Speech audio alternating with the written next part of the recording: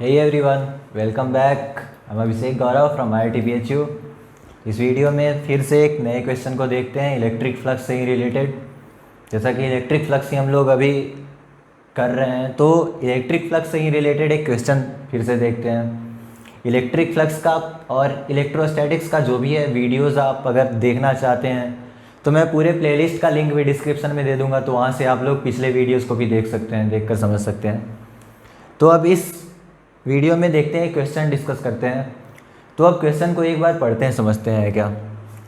Question हमारे पास, figure shows a long straight wire, मतलब हमारे पास एक लॉन्ग स्ट्रेट वायर है जो कि ये है अपना long straight wire, charge with a linear charge density lambda coulomb per metre, जो कि चार्ज किया गया है और इसका linear charge density lambda coulomb per metre है। अब लीनियर चार्ज डेंसिटी क्या होता है वो भी हम लोग समझेंगे अभी थोड़ी देर में, बट आई होप आपको पहले से ही आता होगा।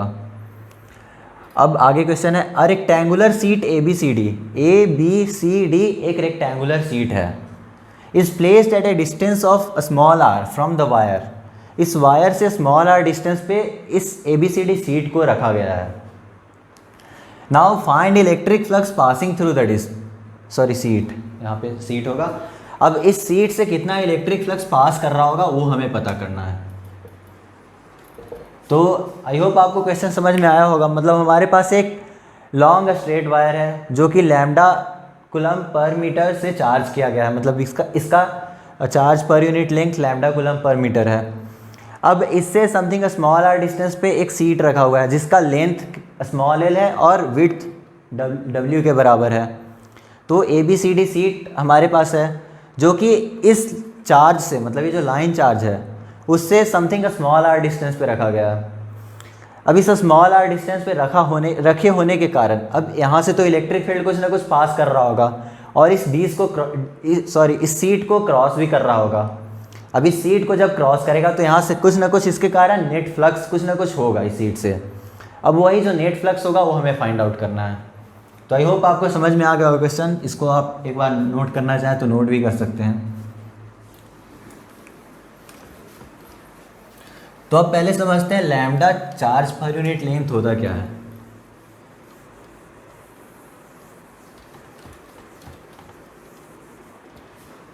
तो लैम्डा अपना चार्ज पर यूनिट लेंथ जो होता है, यानी टोटल चार्ज जो भी होगा अपॉन लेंथ जो भी उसका होगा, लैम्डा यही होता है चार्ज पर यूनिट लेंथ। इसको लैम्डा को D Q by D x भी या डी एल भी लिखते हैं, मतलब यही होता है, ज़्यादा कुछ है नहीं इसमें।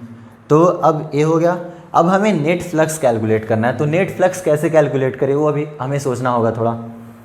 तो अगर इसको देखें तो दो, मतलब एक तो मेथड जो अपना एलिमेंट कंसीडर करके होता है वो तो करेंगे ही, मतलब उसको कर सकते हैं। उसको कैसे करेंगे, यहाँ से इस अगर यहाँ देखें तो इससे समथिंग कुछ, मतलब जैसे ये अपना सीट हो गया, इस सीट का जो सेंटर है, मतलब ये जो लाइन है जो एक्सिस इसको डिवाइड कर रहा है दो इक्वल पार्ट में, यहाँ से समथिंग एक्स डिस्टेंस पे जाके एक डी एक्स एलिमेंट कंसिडर करेंगे कुछ इस तरह का, मतलब कुछ इस तरह का है। और लाइन चार्ज आप समझो तो यहाँ पे लाइन चार्ज रखा हुआ है। तो इस लाइन चार्ज से, मतलब इसका डिस्टेंस, इस वाले लाइन का डिस्टेंस आर दिया हुआ स्मॉल आर, तो यहाँ से इस डिस्टेंस पे जाके एक डी एक्स एलिमेंट कंसिडर कर रहे हैं, मतलब इसका विड्थ डी एक्स है। और इस डी एक्स एलिमेंट से मतलब कितना फ्लक्स पास कर रहा है वो हम कैलकुलेट करेंगे इस वाले डी एक्स एलिमेंट से। और वो जो फ्लक्स होगा उसको इंटीग्रेट कर देंगे -w/2 से +w/2 तक। तो ये तो अपना एलिमेंट कंसीडर करके होगा, बट ये थोड़ा लेंदी पड़ जाएगा तो इसको मैं अभी डिस्कस नहीं करूँगा, आप लोग खुद से कीजिएगा। अगर नहीं हुआ तो कमेंट सेक्शन में बताइएगा, मैं इसका अलग से सेपरेट वीडियो बनाऊँगा। बट अभी के लिए हम लोग देखते हैं दूसरे मेथड को, क्योंकि वो मेथड ज़्यादा ईजी है थोड़ा, और हमें ऐसे क्वेश्चन में ज़्यादा टाइम वेस्ट करना भी नहीं है। मतलब थोड़ा जितना जल्दी हो सके और एक्यूरेट आंसर आए वो ज़्यादा सही होता है। ऐसा नहीं कि हम लोग इसी में फंसे हुए एलिमेंट कंसीडर करके बना रहे हैं बट उससे ना आंसर आ रहा है, ना ही मतलब बहुत ज़्यादा टाइम भी लग रहा है, तो उससे कोई फ़ायदा है नहीं। तो इसका जो बेस्ट मेथड है वो देखते हैं। तो इसमें करना क्या है, अगर हम यहाँ पे एक सिलेंड्रिकल गॉसियन सरफेस बनाएं, जो कि सिलेंडर का जो सर्कमफेरेंस है वो इन दोनों, इसके मतलब दोनों, क्या बोलते हैं इसको, मतलब दोनों कॉर्नर से पास हो। और जो दूसरा है मतलब दूसरा बॉटम इसका है वो भी इसके दोनों कॉर्नर से पास हो। कुछ इस तरह का अगर सिलेंड्रिकल गॉसियन सरफेस बना है तो यहाँ से हम लोग डायरेक्टली लिख सकते हैं, क्या लिख सकते हैं, जो नेट फ्लक्स होगा वो क्यू एनक्लोज्ड, जो भी एनक्लोज्ड चार्ज इस वाले गॉसियन सरफेस में जो भी एनक्लोज्ड चार्ज होगा, मतलब ये जो गॉसियन सरफेस अपना बन रहा है इसके अंदर मतलब जो भी चार्ज इनक्लोज होगा इतना ही चार्ज तो होगा जो कि मतलब यहाँ से एल लेंथ के बराबर होगा। क्यों? क्योंकि सिलेंडर का अगर हाइट देखें तो एल के बराबर है, तो इस एल लेंथ के बराबर ही तो लाइन चार्ज इसमें मतलब अंदर होगा। तो यहाँ से चार्ज तो हम लोग इजीली कैलकुलेट कर सकते हैं। अब ये जो भी चार्ज होगा मतलब उस चार्ज के कारण इलेक्ट्रिक फ्लक्स, मतलब अगर ऊपर से देखें टॉप व्यू, अगर इसका देखें टॉप व्यू तो कुछ इस तरह से दिखेगा। अपना सिलेंड्रिकल गॉसियन सरफेस हो गया और यहाँ से एक लाइन चार्ज बाहर की तरफ या फिर अंदर की तरफ जो भी हो, एक लाइन चार्ज यहाँ पे इस तरह से कुछ होगा। और यहाँ पे एक अपना सीट रखा हुआ है कुछ, अगर यहाँ पे देखें तो एक सीट रखा हुआ है जिसका लेंथ एल है। यहाँ पे तो चूँकि ये ऊपर से देख रहे हैं तो ये तो विड्थ डब्ल्यू के बराबर ही दिखेगा और अंदर की तरफ लेंथ एल होगा। अब हमें पता क्या है कि इसके कारण कुछ ना कुछ ये जो लाइन चार्ज है इसके कारण इलेक्ट्रिक फील्ड हर डायरेक्शन में पास कर रहा होगा, मतलब इधर से निकल रहा होगा, इधर से, मतलब हर ही डायरेक्शन में ही जा रहा होगा। तो अब अगर देखें तो ये जो सिलेंड्रिकल गॉसियन सरफेस है, इस सिलेंड्रिकल गॉसियन सरफेस से नेट फ्लक्स जो होगा वो कितना पास कर रहा होगा, वो बराबर होगा अपना net flux Q enclosed upon epsilon naught के। ये होगा नेट फ्लक्स इस सिलेंड्रिकल गॉसियन सरफेस से पास कर रहा होगा। बट हमें कैलकुलेट किससे करना है, यहाँ पे जो सीट रखा हुआ है उस सीट से कैलकुलेट करना है। यानी इतने पोर्शन से जो भी फ्लक्स पास कर रहा होगा उसको नेग्लेक्ट करना है, और जो इस वाले पोर्शन से फ्लक्स पास कर रहा होगा, मतलब ये जो पोर्शन है अपना, इस वाले पोर्शन से जो भी फ्लक्स पास कर रहा है वही फ्लक्स तो इस वाले सीट से भी पास कर रहा होगा। क्यों? क्योंकि इससे पास करके ही तो उधर जाएगा। ऐसा थोड़ी है कि मतलब इससे बिना पास किए हुए ही इधर गुजर जाएगा, मतलब इसे पास करके ही जाएगा यहाँ से यहाँ तक। तो हमें निकालना क्या है, इस वाले पोर्शन से कितना नेट फ्लक्स पास कर रहा है। तो अब इसमें क्या करेंगे, इसमें भी यूनिटरी मेथड का यूज़ करेंगे। अब चूँकि हमें इस पूरे सिलेंड्रिकल सरफेस से, जो कि ऊपर से टॉप व्यू से देखें तो एक सर्कुलर दिख रहा है बट है ये सिलेंड्रिकल, इससे पूरे से मतलब समूचे, मतलब अगर इसका सरफेस देखें उससे अपना q enclosed upon epsilon naught के बराबर फ्लक्स पास कर रहा है। यानी अगर देखें ये समथिंग 2 पाई एंगल सब टेंड कर रहा होगा इस सेंटर पे, तो 2 पाई एंगल से हमें फ्लक्स पता है Q enclosed upon epsilon naught के बराबर। तो इसको कुछ इस तरह से भी लिख सकते हैं, फ्लक्स पासिंग थ्रू 2 पाई एंगल, मतलब 2 पाई रेडियन जो भी हो, कुछ इस तरह से लिख सकते हैं। तो ये हो जाएगा is equals to q enclosed upon epsilon naught के। तो यूनिट एंगल से अगर देखें, मतलब फ्लक्स पासिंग थ्रू 1 रेडियन या unit angle flux passing through 1 radian, ये हो जाएगा अपना q enclosed upon 2 pi into epsilon naught के। अब क्यू एनक्लोज कितना होगा, एनक्लोज्ड चार्ज यही तो है, इतना ही चार्ज तो एनक्लोज कर रहा है ये जो सिलेंड्रिकल गॉसियन सरफेस है, ये सिलेंड्रिकल गॉसियन सरफेस इतना ही चार्ज एनक्लोज कर पा रहा है। तो इसका चार्ज होगा क्या, लैम्डा इंटू ये जो लेंथ होगा। तो अगर क्यू एनक्लोज्ड यहाँ पे देखें तो क्यू एनक्लोज होगा लैम्डा इंटू एल। तो यहाँ से लिख सकते हैं एनक्लोज्ड चार्ज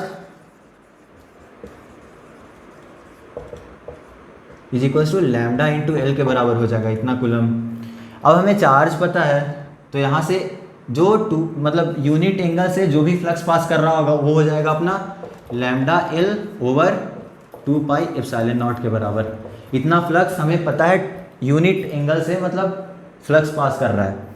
अब हमें इससे अगर पता करना है तो ए वाला एंगल अगर हमें पता चल जाए, ए एंगल अगर हम किसी तरह मालूम कर ले, जो भी ए एंगल होने वाला है, ए एंगल पता चल जाएगा तो नेट फ्लक्स इस वाले से कितना पास कर रहा है वो भी पता चल जाएगा। कैसे, यूनिट से जो पास कर रहा है उसको इस वाले थीटा एंगल, अगर इसको थीटा ले ले तो थीटा एंगल से मल्टीप्लाई कर देंगे, यहाँ से थीटा एंगल से मल्टीप्लाई करेंगे तो इस वाले पोर्शन से जो भी फ्लक्स होगा वो हमें पता चल जाएगा।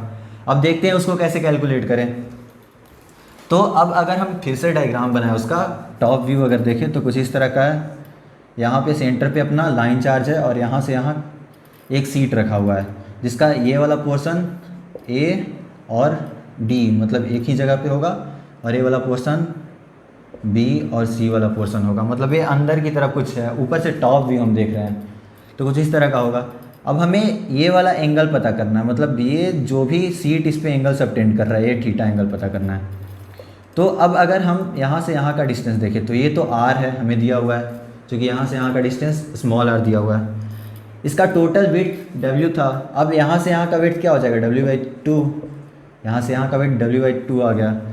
अब यहाँ से यहाँ देखें तो ये रूट अंडर पाइथागोरस थ्योरम अगर लगाएं r² प्लस w²/4, ये पता चल गया। अब इसको अगर फाई मानते इस वाले एंगल को, तो कॉस फाई हमारे पास क्या आएगा, यहाँ पे अगर देखें तो cos phi is equals to base यानी small r over hypotenuse root under r² plus w²/4। यानी अगर फाई एंगल देखें, फाई अपने पास आ जाएगा कॉस इनवर्स, इसको सिंप्लीफाई करने के बाद ऊपर में 2r over root under 4r² plus w², ये अपना ये फाई एंगल आ गया। अब ये जो थीटा एंगल होगा वो 2 × फाई होगा, तो वो थीटा जो अपने पास एंगल आ जाएगा, ये जो angle theta overall theta angle है, वो थीटा एंगल अपने पास होगा 2 × फाई, यानी theta is equals to 2 × phi, यानी theta is equals to 2 time cos inverse 2r over root under 4r² plus w², ये हो गया अपने पास थीटा। तो थीटा जब हमारे पास यहाँ पता चल गया, तो अब क्या करेंगे, बस इससे मल्टीप्लाई करना है, अपने को नेट फ्लक्स पता चल जाएगा। तो अगर नेट फ्लक्स, अगर अब देखिए इस सरफेस से जो भी पास कर रहा है वो नेट फ्लक्स अपना होगा क्या, नेट फ्लक्स जो अपना आंसर आ गया, net flux passing through disc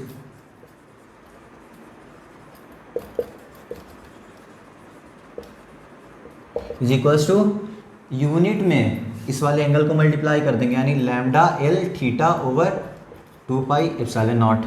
अब यहाँ से, अब इस थीटा को एक तो यहाँ से कॉस इनवर्स के टर्म में भी ला सकते हैं, दूसरा थीटा को हम साइन इनवर्स के टर्म में भी ला सकते हैं, मतलब ये जो फाई एंगल है वो तो हम किसी भी टर्म में लेके आ सकते हैं। तो जिस हिसाब से अगर ऑप्शन जो भी आपके पास दिया रहे उस हिसाब से आप ऑप्शन लगाइएगा।